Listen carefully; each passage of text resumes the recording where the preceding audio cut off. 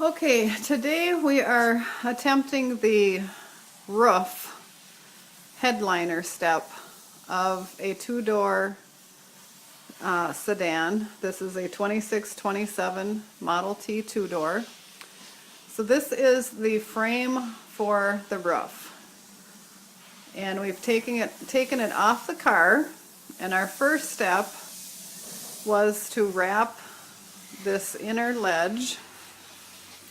So you can see we've got the fabric coming down below. This is the surface that will go against the frame of the body, and you've got your mounting holes here. We will actually trim away our fabric so that our mounting holes are clear. But our first step was to lay the fabric in and nail it right in that channel. I don't know if you can see that. And staple it. So our trim fabric is on all the way around the frame. And you can see on this frame it has the wood strips, the lattice on there. So we will not be putting chicken wire on. If yours are missing, you would want for surely to put chicken wire on. Our next step is to take our headliner and begin at the bottom and attach your headliner to each bow. And I like to take some spray glue and lightly spray each bow, and that just helps when you're placing your tacking strip in place. You can set it in place and adjust it without having to pull staples. So once you have it in place, you staple it, and then you take your cardboard strip, and you'll notice I am about 1/8 of an inch below the edge of the wood.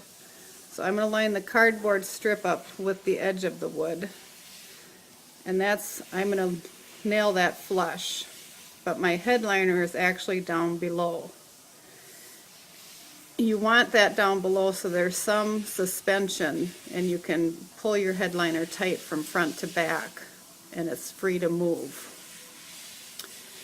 So we would secure this and then move on to the next bow.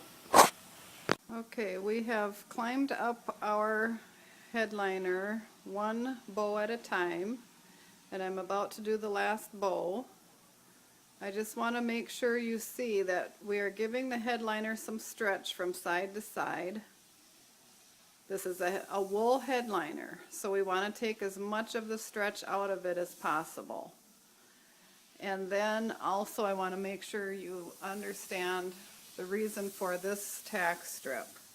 If we didn't put this in, you would see little divots. When your headliner is hanging, you would see the stress on that nail and on that nail. So by putting this tack strip in, you're evening out that tension. So it will be one nice smooth seam.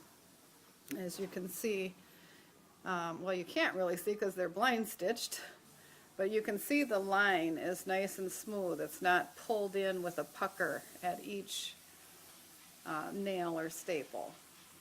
So don't skip this step of putting this cardboard tack strip in. It'll give your headliner more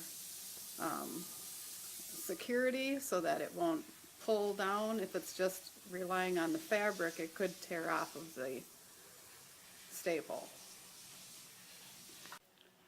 Okay, we have step 2 complete. We've got the headliner attached to each bow. You can see we've stretched the headliner from side to side, and our little ripples from between each bow, they will be taken out when we stretch the headliner from front to back. And to do this, we're going to lay the whole frame flat on a table. Okay, now we've got our frame laid on the table flat. You can see we've attached our headliner at each bow, and we begin by stretching the headliner from front to back. We'll leave the sides to the last step, and we want to take all of the stretch out that we can. So you can see I've folded it over And then I've stretched it back and we're nailing it right into that same groove that we attached our first wrapping trim. So I'll show you up front. I'm beginning the front part. I fold my fabric over, and if your wood lattice is in place, this should slide right under there. Hopefully nobody has gone and nailed their wood lattice to this groove, but there's just a fine notch in the wood, and that's where all your stapling is taking place. So we're going to fold the fabric over and then stretch it into that groove. And what you're watching for is that all of these seams tighten up. So you really want to stretch as much as you can, especially because these cars have wool headliners.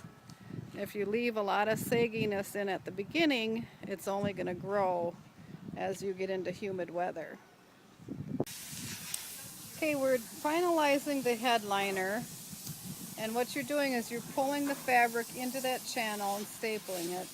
On the sides, you'll need to loosen the bolt holding the bow, and I usually start this process from the center and work towards the front and then work towards the back.